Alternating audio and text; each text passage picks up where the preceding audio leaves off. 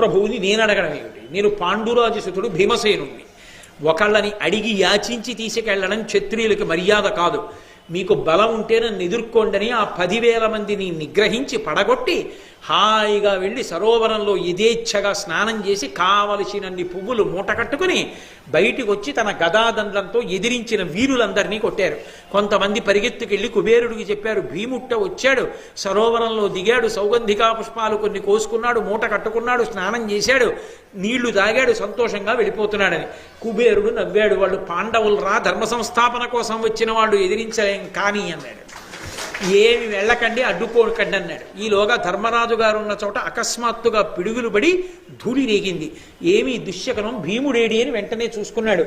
ధూర్తుడు ఎక్కడికి వెళ్ళిపోయాడు, ఎక్కడ ఎవరితో ఏ గొడవ పడుతున్నాడో, ద్రౌపది నీకు తెలుసా అన్నాడు.